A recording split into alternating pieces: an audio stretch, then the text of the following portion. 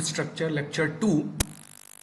In my last class, I had already discussed about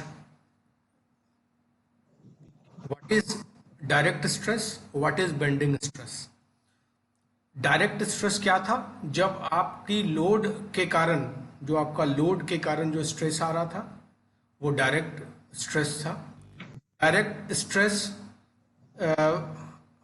आपके structure पे जो भी लगता है, मान लीजिए आपके ऊपर से लग रहा है, तो ultimately it will be have the same sign. ये टोटल थ्रू आउट पूरे स्ट्रक्चर पे कंप्रेशन लोड आएगा. अगर कोई लोड जो है वो एक्सिस के थ्रू लगती है तो वो एक्सियल लोड हो जाता है, we had discussed.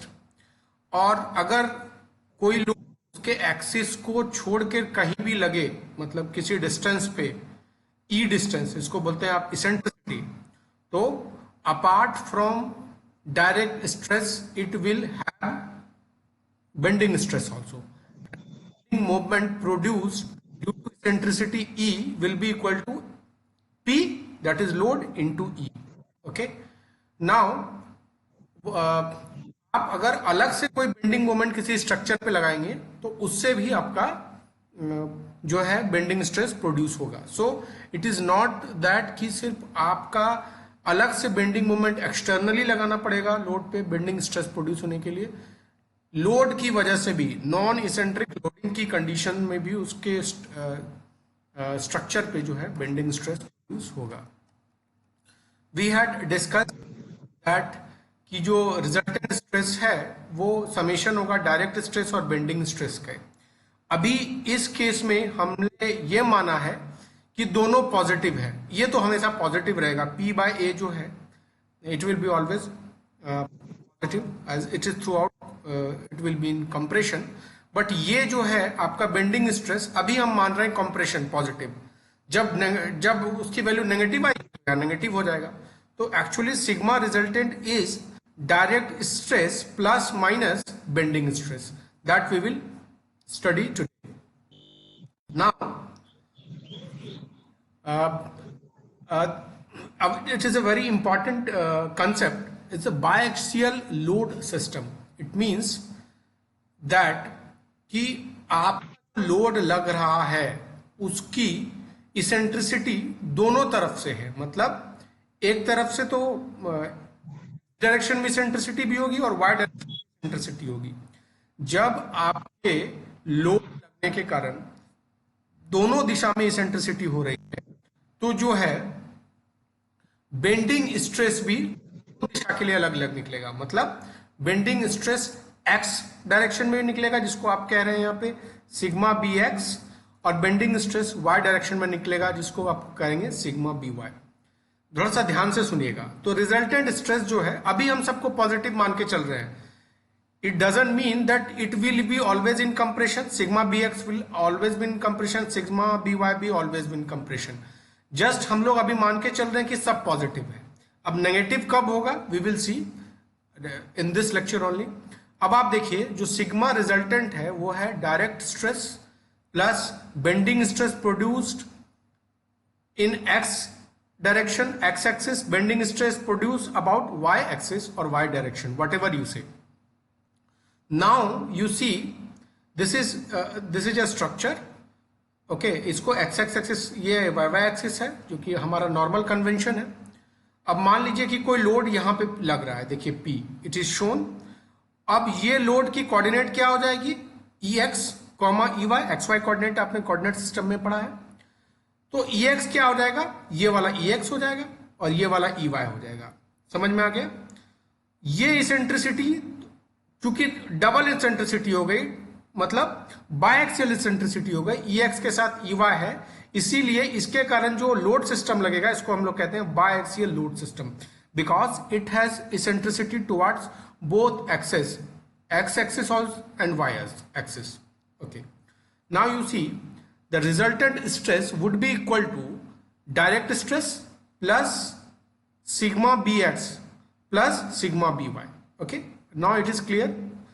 this is very conceptual. आपको थोड़ा सा ध्यान से धीरे धीरे समझना है, आप लोग समझ जाएंगे. I think you all are intelligent enough to understand this small PT knowledge. Now you understand, then sigma resultant will be equal to direct stress P by A plus sigma bx, मतलब bending stress produced towards about x axis. अब in this case what will be the formula, bending stress formula, you know, mxx मतलब moment produced about x axis upon moment of inertia ixx into y. y is the position from the CG. ये y कितने दूरी पे है, मतलब यहां से y कितने ऊपर है या यहां से y कितना नीचे है. ओके, नाउ उसी तरह से bending stress in y direction would be equal to MYY upon IYY into X, मतलब मोमेंट YY के अबाउट कितना लग रहा है,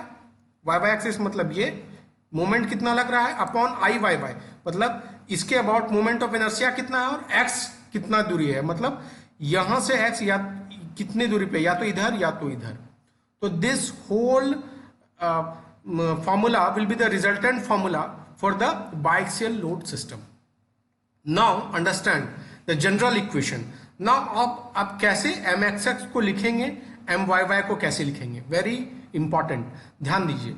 now the sigma resultant will be equal to, what will be equal to load stress P by A, this is very common, this is the direct stress, plus P into, अब बताइए mxx मतलब क्या है, moment produce about xx axis, मतलब xx axis के about moment कैसे produce होगा, P into EY, मतलब xx एक्सिस के अबाउट कैसे मोमेंट, किस तरह से मोमेंट प्रोड्यूस होगा, ये xx एक्सिस है तो लोड लग रहा है P इंटू उसका कैंटिलीवर डिस्टेंस कितना हो गया EY, तो P इंटू EY ये क्या हो जाएगा mxx, ठीक है, upon IXX into y. y मतलब ये यहां से कितनी ऊपर है या कितना नीचे इसकी पोजीशन.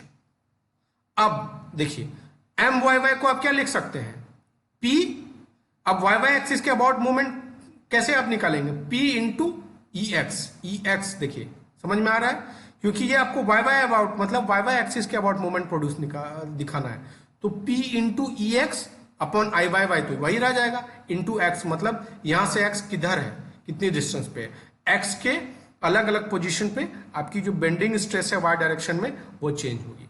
तो resultant formula is very clear, sigma resultant equal to P by A plus P into EY. अब EY क्यों होगा हमेशा याद रखिएगा, यहां है तो mxx, लेकिन जो मोमेंट प्रोड्यूस हो रहा है अबाउट xx ये इसेंट्रिसिटी EY इसेंट्रिसिटी के कारण है. ओके, उसी तरह से जो MYY है वो किस इसेंट्रिसिटी की वजह से, EX इसेंट्रिसिटी की वजह से, ठीक है.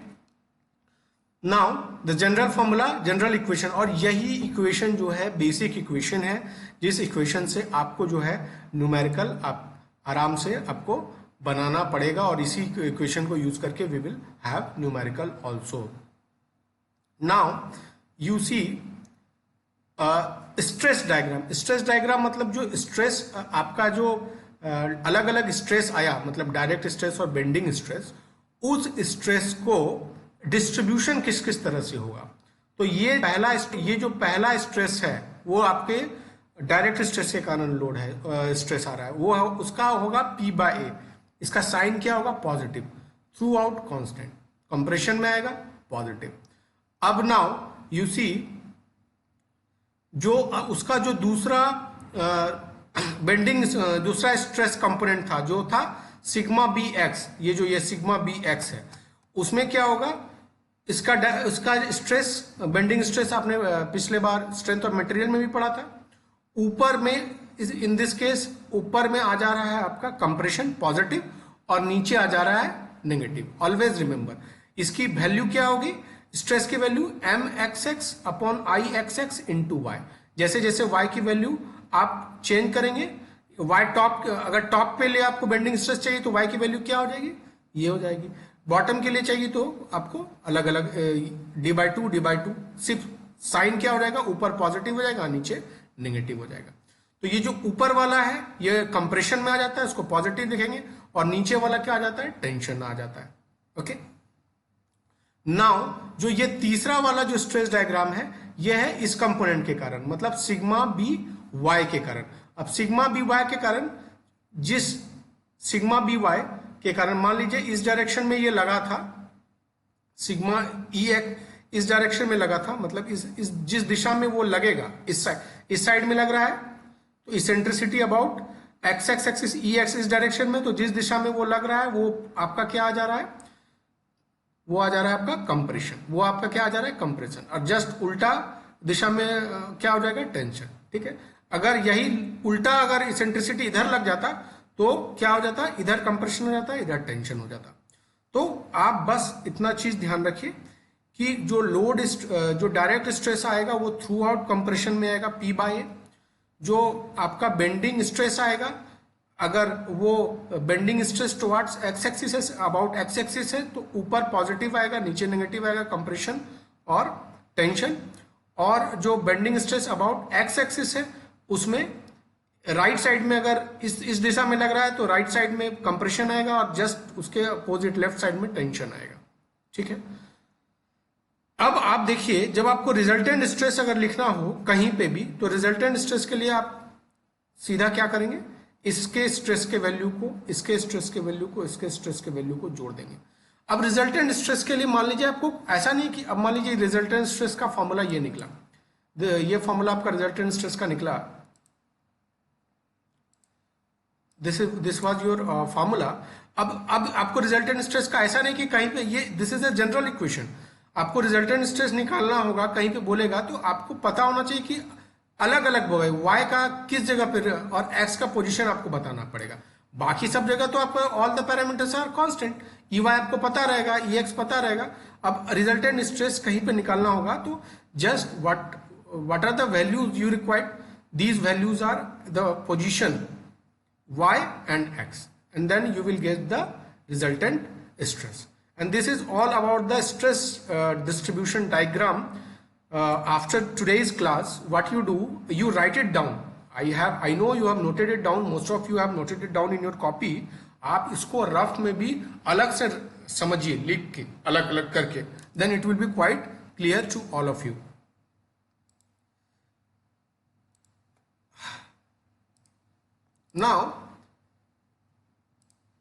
Now you see,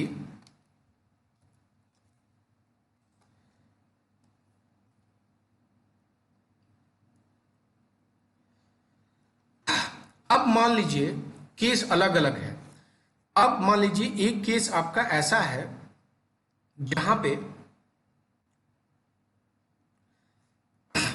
वो बाय एक्सियल के जगह किसी एक एक्सिस में आपकी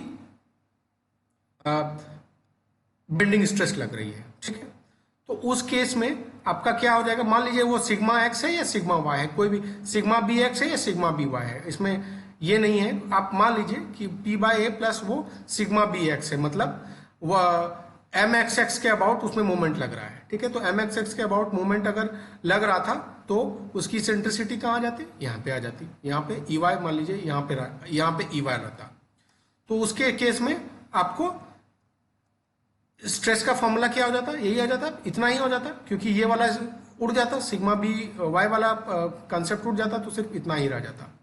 अब मान लीजिए उस फॉर्मूले में आपका ऐसा वैल्यू आया कि सिग्मा डायरेक्ट का वैल्यू सिग्मा बेंडिंग के बराबर आ गया। ठीक, सिग्मा डायरेक्ट का वैल्यू आपका सिग्मा बेंडिंग के बराबर आ गया। मान लीजिए किसी केसेस में ऐसा हो सकता है, उसकी मैग्नीट्यूड इक्वल आ गई, मैग्नीट्यूड बोल रहे हैं, साइन नहीं, मैग्नीट्यूड इक्वल आ गई। माने आपने कैलकुलेट किया था सिग्मा डायरेक्ट जो है आपका वो था 10 न्यूटन पर एमएम स्क्वायर, सिग्मा बेंडिंग आपका टॉप पे आ गया, वही मतलब मैग्नीट्यूड बराबर आ गया 10 न्यूटन पर एमएम स्क्वायर। अब मान लीजिए, तो अब इसका स्ट्रेस डायग्राम बनाइए, तो स्ट्रेस डायग्राम बनाते तो क्या होता, सिग्मा डी थ्रू आउट 10 मतलब पी बाय ये से कांस्टेंट रह जाता।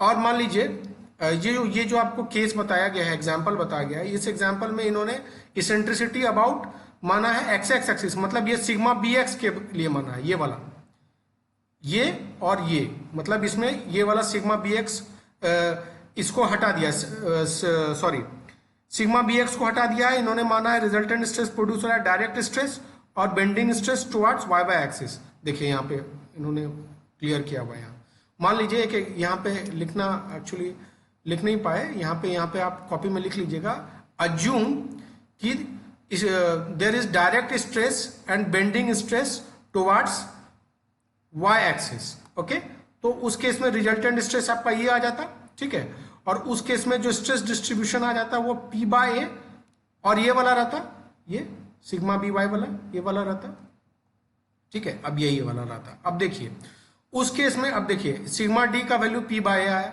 इसका मान लीजिए वैल्यू 10 न्यूटन पर mm स्क्वायर आया। अब इसका stress distribution sigma B Y का करते तो एक पॉजिटिव आता 10, एक नेगेटिव आता 10। अब देखिए आपको टॉप पे निकालना पड़ता है, जैसे टॉप फाइबर मतलब ऊपर पे स्ट्रेस कितना होता, स्ट्रेस के लिए आपको क्या करना पड़ता, sigma direct plus sigma bending. तो sigma direct plus sigma bending, तो आपको बताया था कि मैग्नीट्यूड सेम है, तो मान लीजिए sigma B sigma plus 2 sigma B हो गया, या सिग्मा डी इक्वल वैल्यू है। तो अगर इसका वैल्यू 10 था, इसका वैल्यू 10 था, तो कितना हो जाता, 20 हो जाता। वैसे ही बॉटम पे करना पड़ता आपको, मान लीजिए बॉटम यहाँ पे, तो बॉटम पे क्या हो जाता, sigma direct plus sigma bending. अब सिग्मा बेंडिंग पॉजिटिव नहीं है, अब क्या सिग्मा बेंडिंग क्या है, बॉटम पे नेगेटिव है, तो वैल्यू दोनों की इक्वल थी, यहां हमने मान लिया था केस 1, तो यहां sigma B minus sigma B 0 हो गया। इसका मतलब जो रिजल्टेंट स्ट्रेस निकल रहा है, रिजल्टेंट स्ट्रेस मतलब डायरेक्ट स्ट्रेस और बेंडिंग स्ट्रेस का जो कॉम्बिनेशन है वो क्या है, टॉप पे आपका 2 सिग्मा बी है और बॉटम पे आपका क्या है 0। मतलब ये थ्रू आउट ये स्ट्रक्चर जो है कंप्रेशन में रहेगा, टेंशन में कहीं नहीं आएगा। I hope it is clear. Through out ये स्ट्रक्चर जो है हमेशा किस में रहेगा, कंप्रेशन में रहेगा, क्योंकि टॉप पे क्या हो गया, sigma B plus sigma B 2 sigma B हो गया। अब बॉटम पे क्या हो गया, sigma B minus sigma B हो गया। क्यों, क्योंकि बॉटम पे इधर यहाँ क्या है, टेंशन है, इधर क्या है, ये पॉजिटिव कंप्रेशन था, इधर क्या था, टेंशन था, तो ये 0 हो गया।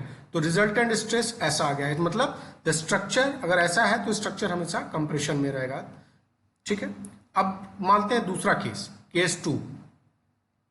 नाउ अंडरस्टैंड केस 2, जिसमें सिग्मा बी जो है सिग्मा डी से बड़ा है, मतलब सिग्मा जो बेंडिंग है वो सिग्मा डायरेक्ट से बड़ा है, ठीक है। तो सिग्मा टॉप क्या हो जाता, sigma B plus sigma D, ठीक है। तो मतलब sigma B plus sigma D तो पॉजिटिव है, तो ये देखिए पॉजिटिव आ गया टॉप पे। अब सिग्मा बॉटम में क्या आ जाता, sigma D minus sigma B. अब देखिए चूंकि आपका पता है कि सिग्मा बी का वैल्यू आपने केस ले लिया है बड़ा है सिग्मा डी से, तो ये क्या आ जाएगा, नेगेटिव टर्म आ जाएगा, तो ये नेगेटिव हो जाएगा, मतलब ये टेंशन में चला जाएगा। इसका मतलब क्या होगा कि टॉप पे पॉजिटिव होगा बड़ा, और नीचे और जो बॉटम में होगा वो क्या हो जाएगा, कम टेंशन में चला जाएगा, और टॉप वाला पोर्शन जो होगा वो क्या होगा, कंप्रेशन में जाएगा। तो ये रिजल्टेंट स्ट्रेस डिस्ट्रीब्यूशन कैसा हो जाएगा, ऐसा हो जाएगा। मतलब ये स्ट्रक्चर अलग अलग, एक जगह ऊपर की तरफ कंप्रेशन में है और नीचे में वो किस तरह से है, उसका वेरिएशन टेंशन में है, सिग्मा बॉटम यहाँ पे, ठीक है। नाउ यू सी केस 3, जब सिग्मा डायरेक्ट जो है सिग्मा बेंडिंग से बड़ा होगा, तो टॉप पे क्या होगा, sigma direct plus sigma bending, तो ये दोनों पॉजिटिव है, तो मतलब ये कंप्रेशन में होगा पॉजिटिव मैक्सिमम, ठीक है। अब बॉटम पे होगा sigma direct minus sigma bending. अब आप देखिए सिग्मा डायरेक्ट जो है आपका सिग्मा बेंडिंग से बड़ा है, इसका मतलब क्या होगा, ये घटने के बावजूद ये टर्म क्या होगा, पॉजिटिव होगा, मतलब कंप्रेशन रहेगा, वैल्यू इससे कम रहेगी लेकिन हमें ये रहेगा कंप्रेशन, मतलब देखिए ये थ्रू आउट कंप्रेशन रहा, ठीक है। इस पहला केस में, अब तीनों केस देख लेते हैं। पहला केस में क्या था, जब सिग्मा डायरेक्ट सिग्मा बेंडिंग के बराबर था, तो जो बॉटम वाला पोर्शन था उसमें 0 था और टॉप वाला पोर्शन पे 2 सिग्मा बी था। दूसरे केस में जब सिग्मा बेंडिंग सिग्मा डायरेक्ट से ज्यादा था, तो टॉप वाला पोर्शन में पॉजिटिव था और बॉटम वाला पोर्शन में पॉजिटिव मतलब कंप्रेशन, और बॉटम वाला पोर्शन में नेगेटिव था, नेगेटिव बोले तो टेंशन। नाउ अब ये जो तीसरा वाला सेक्शन है, इसमें आपका सिग्मा डायरेक्ट जो है सिग्मा बेंडिंग से बड़ा है, उसमें क्या टॉप वाला पोर्शन तो कंप्रेशन में है ही, बॉटम वाला पोर्शन भी कंप्रेशन में, वैल्यू मैग्नीट्यूड कम हो सकती है क्योंकि यहां से सिग्मा डायरेक्ट से सिग्मा बेंडिंग घट रही है, but there it will always be what, it will always be कम इन कंप्रेशन। तो this is all about the basic of the resultant stress. You will understand slowly, note it down again and again, you will analyze and understand. Okay, now without wasting time we will move forward for rectangular section. You see what I'm saying, I want to say that हमारी structure जो है we always design, हमारी जो concrete structures है, जो basically हमारी structure है, हम चाहते हैं कि उस स्ट्रक्चर में टेंशन जो है प्रोड्यूस ना हो। What do mean by tension produce ना हो? मतलब कि टेंशन मतलब टेंसाइल स्ट्रेस प्रोड्यूस ना हो, क्योंकि हम चाहते हैं कि अगर हम स्ट्रेस जो है कंप्रेशन में रहेगा तो हमारा जो स्ट्रक्चर जो है सेफ रहेगा। आपको ऐसे भी पता है जैसे कि in case of RCC concrete हमारी कंप्रेसिव स्ट्रेस बहुत ज़्यादा की वैल्यू बहुत ज़्यादा होती है, और उसी के कंपेरिजन में हमारी जो टेंसाइल स्ट्रेस की वैल्यू होती है वो बहुत कम होती है। जब अगर टेंसाइल स्ट्रेस की वैल्यू आपकी कम होगी तो क्या होगा कि हम अगर वो उसको थोड़ा सा भी टेंशन आपके स्ट्रक्चर में प्रोड्यूस हो गया तो स्ट्रक्चर जो है फेल कर जाएगा। What structure will fail in, always will fail in tension. So what we want कि स्ट्रक्चर जो है हमेशा हमारा, हम इस तरह से लोडिंग डिजाइन करें और इस तरह से स्ट्रक्चर डिजाइन करें कि हमारा जो स्ट्रक्चर पे जो स्ट्रेस आ रहा है, मतलब अब स्ट्रेस किसी एक वजह से तो होगा नहीं, वो रिजल्टेंट स्ट्रेस होगा, जैसे आपको हमने बताया रिजल्टेंट स्ट्रेस। तो अगर उस केस में जो आपका स्ट्रेस आ रहा है वो स्ट्रेस जो है आपका थ्रू आउट कंप्रेशन में रहे, मतलब टेंशन में ना जाए। टेंशन में जाने से हो सकता है स्ट्रक्चर तुरंत वीक होता है, स्ट्रक्चर आपका फेल कर जाएगा। दैट्स वाई हम लोग अलग अलग कंडीशंस अलग अलग सेक्शन के लिए निकालते हैं at your level, at as per your syllabus. We will understand very simple section like rectangular section, circular section, जैसे कि या सर आप बोले कंप्रेशन को ध्यान में डिजाइन करते हैं, लेकिन जो स्टील स्ट्रक्चर होता है उसमें तो टेंसाइल स्ट्रेंथ ज्यादा रहता है। Let me explain. I will get back to your question. Let me explain this. Then I will explain. What I want to say कि we always design, we always go as far as RCC is concerned. I took the example of RCC construction कि if we will design the structure only for compression irrespective of tension, what happen कि sometimes when there will be tensile force, then being your structure weak in tension, it will fail. Okay, so there is always chances that कि जैसे ही structure में आपके RCC structure की बात कर रहे हैं, ब्रिक मैसनरी की बात कर रहे हैं, जो स्ट्रक्चर में अगर जैसे ही टेंशन हमारा बढ़ेगा हमारा स्ट्रक्चर फेल हो जाएगा। Apart from the standard steel structure, steel structures are very versatile structure.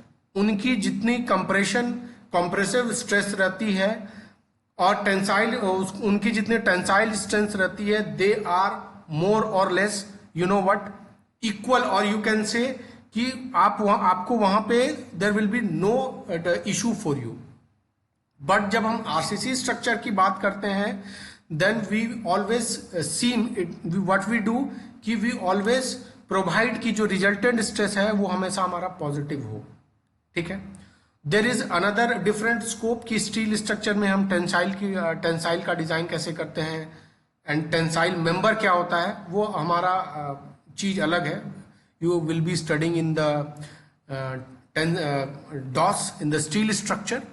Okay, वो अलग अलग चीज है, I don't want to go. बस बेसिकली आप यहां जानिए कि हम जो स्ट्रक्चर डिजाइन कर रहे हैं, हमारी आरसीसी की स्ट्रक्चर, हमारी जो नॉर्मल स्ट्रक्चर है, वो स्ट्रक्चर में हम चाह रहे हैं कि हमारा जो रिजल्टेंट स्ट्रेस हो वो पॉजिटिव हो, मतलब कंप्रेशन में हो।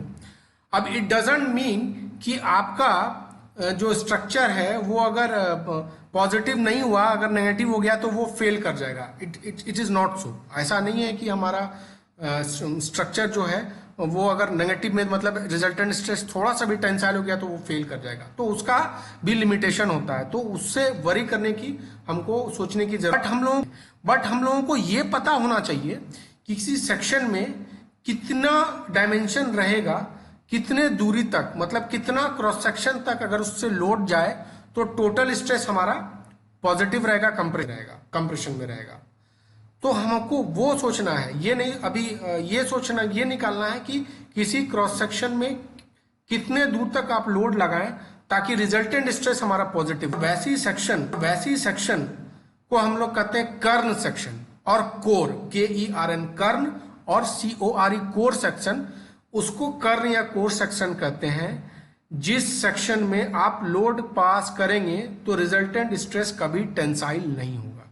ओके, अभी आप ये समझिए कि just we will design, we will see कि क्या ऐसा पैरामीटर्स है जिस पे हम लोड अगर उसके अबाउट उसके अंदर लगाएं तो हमारा रिजल्टेंट स्ट्रेस पॉजिटिव आएगा। अब it is another different question of designing of steel structure कि उसमें tensile stress and compressive stress are comparable, उसमें जो है मोर और लेस इक्वल आता है, तो वो अलग केस है। बट हम लोग अभी as per today's lecture what we will see कि हम लोग ऐसा स्टेट देखेंगे जिसमें हमको जीरो टेंसाइल स्ट्रेस प्रोड्यूस करना है, मतलब जीरो टेंसाइल स्ट्रेस प्रोड्यूस करना है, मतलब रिजल्टेंट जीरो टेंसाइल। तो उस सारे सेक्शन को क्या बोलेंगे, कोर और कर्न। तो पहला सेक्शन जो है वो है रेक्टेंगुलर सेक्शन। यू सी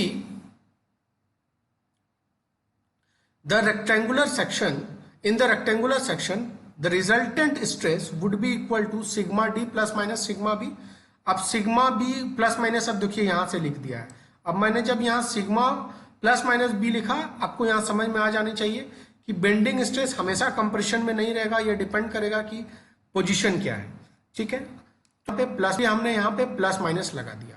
अब आप देखिए, मान लीजिए कि इसेंट्रिसिटी यहां पे है, ई आपका यहां पे है, ठीक है, और तो ये बायएक्सियल स्ट्रेस नहीं होगा, ये यूनिएक्सियल स्ट्रेस होगा।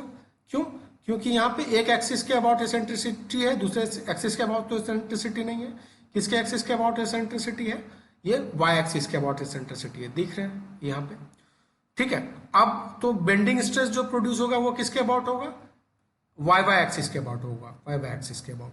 तो बेंडिंग मोमेंट क्या हो जाएगा? P इंटू ये, P इंटू ई या EX जो बोलिए, ये वाला पार्ट, ठीक है। तो आप जो रिजल्टेंट स्ट्रेस लिखिएगा वो लिखिएगा P/A plus minus MYY upon IYY into X। अब ये जो X है ये वेरी करेगा आपका, यहां से इधर से जाएंगे तो इधर से यहां तक वेरी करेगा, और इधर जाएंगे तो यहां से इधर वेरी करेगा। जीरो, अगर इसको जीरो मानते हैं, कार्टेशियन एक्सिस को लेते हैं, तो जीरो से प्लस B/2, और यहां लेंगे इधर तो जीरो से माइनस B/2, कार्टेशियन एक्सिस को अगर फॉलो करते हैं तो ये प्लस माइनस हो गया, ठीक है। तो MYY को आपने लिख दिया P into EX upon IEX YY into X। अब देखिए सिग्मा रिजल्टेंट आपका आ गया, A क्या था? BD, P/BD, P into EX। अब IYY क्या हो जाएगा? जब IXX BD³ अपॉन 12 होता है तो IYY क्या होगा? DB³ अपॉन DB³ अपॉन 12, ठीक है। अब X मान लीजिए आप एक्सट्रीम एज पे देखेंगे, ये वाले एज पे, एक्सट्रीम एज पे, तो एक एक्सट्रीम एज पे क्या देखे होगा? प्लस B/2, तो यहाँ पे प्लस B/2, और इधर आएगा तो ये, इसीलिए यहाँ प्लस माइनस हो गया, इधर आएंगे तो ये माइनस B/2 आ गया। तो ये वैल्यू जब आप रखते हैं तो फाइनल रिजल्टेंट स्ट्रेस का वैल्यू आता है P/BD 1 plus minus 6 ES upon B। मतलब मैक्सिमम वैल्यू होगा 1 प्लस 6 ES/B, और मिनिमम वैल्यू क्या होगा? 1 माइनस 6 ES अपॉन B, ये वैल्यू, ठीक है। अब आपको हमने क्या बताया, मेरा एम क्या है कि हमको वो सेक्शन फाइंड करना है जहां पे लोड लगने से आपका रिजल्टेंट स्ट्रेस कंप्रेसिव हो, टेंसाइल नहीं हो। तो हमको चाहिए sigma resultant will always B in compression. इसका मतलब जो सिग्मा मिनिमम है, मतलब P/BD 1 minus 6 EX upon B, उसका वैल्यू हम चाह रहे हैं वो ग्रेटर देन इक्वल टू 0 हो, क्योंकि जो सिग्मा मैक्सिमम है, मतलब P/BD 1 plus 6 EX upon B, ये तो खुद पॉजिटिव है, इसको तो सोचने की जरूरत नहीं है। लेकिन जो सिग्मा मिनिमम है P/BD 1 माइनस 6 E/B, उसकी वैल्यू हमको क्या चाहिए? ग्रेटर देन 0 चाहिए। तो उसकी वैल्यू को जब हम ग्रेटर देन 0 करते हैं तो सॉल्व करके आता है कि इसेंट्रिसिटी जो है अबाउट XX एक्सिस वो B/6 से क्या होनी चाहिए? कम होनी चाहिए। मतलब कि अगर आपका एक्स एक्सिस पे इसेंट्रिसिटी है तो उसमें आपको कितना एसेंट्रिसिटी मैक्सिमम चाहिए, b/6। मतलब ये यहां से लेके यहां तक b/6 और यहां से लेके यहां तक b/6 के अंदर अगर आपका लोड लगा, इसका मतलब आपका जो होगा इन दिस केस आपका लोड जो होगा हमें रिजल्टेंट स्ट्रेस जो होगा वो कंप्रेशन में होगा। सेम उसी तरह से अगर जैसे आपने एसेंट्रिसिटी x एक्सिस के अबाउट लगाई, उसी तरह से एसेंट्रिसिटी y एक्सिस के अबाउट भी लग सकता है। तो अगर आप एसेंट्रिसिटी y एक्सिस के अबाउट अगर आप लगाएंगे, आप लोग ये करके देखिएगा, तो आपका क्या हो जाएगा, इक्वेशन चेंज हो जाएगा। P/A आप प्लस माइनस क्या हो जाएगा, mxx upon ixx into Y. तो ये अगर आप सब कुछ सेम कीजिएगा तो इक्वेशन निकल के आता है eccentricity y is equal to less than equal to d/6। मतलब कि जो आपकी रिजल्टेंट स्ट्रेस को अगर आप चाहते हैं कि वो कंप्रेशन में हो तो EY की value less than equal to d/6 होनी चाहिए। ठीक है, तो दोनों की वैल्यू आ गई, EX की value less than equal to b/6 आ गई और EY की value less than equal to d/6 आ गई। ओके, तो अभी आपको हमने कर्न और कोर के बारे में बताया था। तो इट इज दैट सेक्शन और portion through which if load passes no tensile stress is produced. आप देख रहे हैं, and resultant stress will always be compressive. मतलब ये सेक्शन वो पोर्शन है जिसके बीच अगर लोड आपका पास करे तो tensile stress, no tensile stress is produced. मतलब टेंसाइल स्ट्रेस हमेशा जीरो होगा और जो जैसा भी रिजल्टेंट स्ट्रेस आएगा वो हमेशा कंप्रेसिव होगा। मतलब sigma resultant will always be equal to greater than zero. मतलब जीरो से बड़ा, मतलब हमेशा वो कंप्रेशन में ही रहेगा, नो टेंसाइल। तो आप देख लीजिए, इसका मतलब था आपने पहला केस देखा था तो बोला था कि इसेंट्रिसिटी जो है लेस देन b/6 होना चाहिए। मतलब इधर से b/6 और इधर से b/6। और उसी तरह से दूसरा केस लिखा था तो EY less than equal to d/6, ये वाला केस देख रहे हैं। तो इधर d/6 और इधर d/6। मतलब ये सेक्शन को आप अगर जोड़ देते हैं तो ये एक रोम्बस बनता है। You see this is a rhombus case. और ये रोम्बस में देखिए ये टोटल कितना हो जाएगा, ये b/6 ये b/3 हो जाएगा टोटल इधर वाला डायगोनल, और ये इधर वाला डायगोनल हो जाएगा d/6 d/3। मतलब ये रोम्बस वाले एरिया से अगर कोई भी लोड आपका क्रॉस करेगा तो रिजल्टेंट स्ट्रेस जो होगा वो क्या होगा, हमेशा कंप्रेसिव होगा, टेंसल नहीं प्रोड्यूस होगा। तो समझ में आ गया। तो हमेशा आप जान लीजिए कि अगर आपका जो लोड है अगर ये रोम्बस वाले एरिया से पास करेगा, ये पूरा कहाँ है, ये पूरा यहाँ से लेके यहाँ तक, और ये वाला जिसको आपने मार्क किया है, इसी को कहते हैं हम कोर और कर्न। कोर और कर्न of the section. Here if any load passes there will be no tensile stress produced. Okay, this is all about the rectangular section. Now we will understand what will be the core section of circular in the case of circular section. Here it is written if the load passes b/3 then the resultant stress is called non-tensile region. मतलब इनका कहने का ये मतलब था कि if the road passes between b/3, मतलब यहां से लेके यहां तक अगर पास करेगा और यहां से लेके यहां तक अगर पास करेगा तो आपका कोई भी जो है स्ट्रेस जो है रिजल्टेंट स्ट्रेस हमेशा जो है नॉन टेंसाइल होगा। यहाँ पे ये चीज और लिखना चाहिए था कि b/3 एंड d/3, मतलब ये -d/6 से लेके +d/6 और -b/6 से लेके +b/6, इस रीजन का जो रोम्बस में लोड पास कर रहा है वो हमेशा नॉन टेंसाइल होगा। तो यो यहाँ पे इसको थोड़ा लिख दीजिएगा, b/3 and d/3 rhombus section. Now you see what will be the core और kern in the case of circular section. मान लीजिए एक सर्कुलर सेक्शन है, ठीक है। अब in the case of circular section you take the resultant stress. मान लीजिए ई इसेंट्रिसिटी आपका लग रहा है यहाँ पे P लगा हुआ है, देख रहे हैं यहाँ पे P लगा हुआ है, it is written E eccentricity. तो you know that in the case of circular section Ixx is equal to Iyy। Ixx और Iyy की वैल्यू बराबर होती है, जिसकी वैल्यू होती है पाई d4/6। You know it is very normal thing तो मान लीजिए कि आपने इसकी जो रिजल्टेंट स्ट्रेस आपने जो लिखी है वो है आपकी, मान लीजिए ई सेंट्रिसिटी इधर लग रहा था, मान लीजिए कि आपने सिग्मा, ये आपने सिग्मा बी वाई के बारे में आपने लिखा resultant direct stress plus sigma B Y, sigma B X भी आप कर सकते हैं, no issue, we will see. तो रिजल्टेंट स्ट्रेस इसमें क्या होगा, P by A plus M Y Y upon I Y Y into E X, ठीक है। तो अब एम वाई वाई क्या होगा, पी इंटू ई या E X upon I Y Y into X. अब इसको आप सॉल्व कीजिए नॉर्मल, ए को लिखिए sigma pi D square upon 4, ऊपर जाएगा प्लस माइनस, यू सॉल्व। अब ये जो x है ये मैक्सिमम x कहाँ से, यहाँ से जाएगा dy/2 पे, और प्लस माइनस लगा दिए तो इसके लिए किधर जाएगा, माइनस dy/2 पे। तो आपकी जो रिजल्टेंट स्ट्रेस आएगी वो आ जाएगी, when you will solve this equation the resultant stress will be 4p pi d square 1 plus 8ex upon d.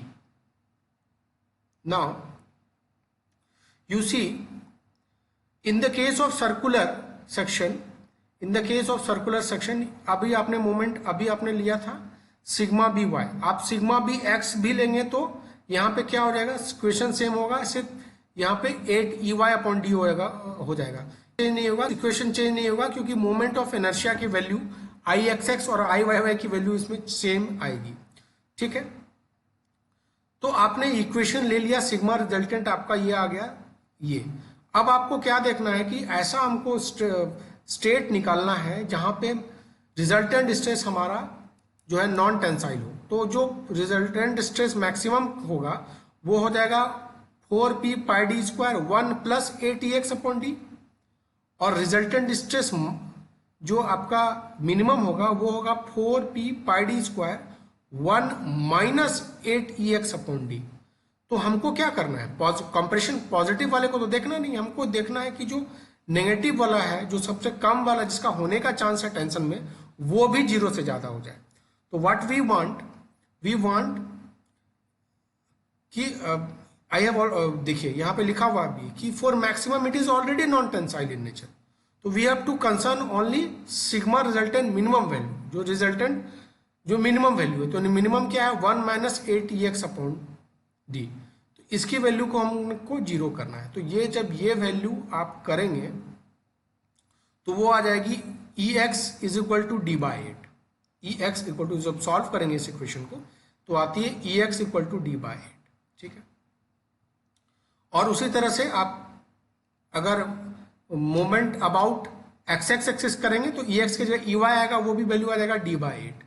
तो इसका मतलब कि जो इसका कोर और कर्न जो है वो क्या है, आपका एक सर्कुलर ही है, जिसकी ये जो आपकी रेडियस जो है उसकी d/8 है। देखिए मतलब कि इसकी रेडियस मतलब यहां से लेके यहां तक d/8 है, फिर यहां से लेके यहां तक d/8 है, और जो इसका जो टोटल डायमीटर जो हो जाएगा वो क्या होगा, d/8 प्लस d/8 d/4। तो ये जो कर्न बन रहा के आ रहा है आपका, कर्न मतलब कि वैसा सेक्शन जहां से लोड पास करने पे टेंसाइल स्ट्रेस नहीं प्रोड्यूस होगा, हमेशा कंप्रेशन होगा, वो भी आपका सर्कुलर सेक्शन में कर्न सेक्शन भी जो आएगा वो that will be also what, that will be also a case of circle जिसकी सेंट्रिसिटी d/8 है, लेकिन डायामीटर बोलेगा अगर आपको कर्न का तो ये क्या हो जाएगा, जोड़ देंगे आप d/8 plus d/8, dia of कर्न क्या होगा d/4, ठीक है। डाया ऑफ कर्न d/4 होगा, लेकिन इसेंट्रिसिटी अगर सिर्फ पूछेगा तो वो d/8 है, इधर d/8 इधर भी d/8, उसी तरह से इधर भी d/8 इधर भी d/8।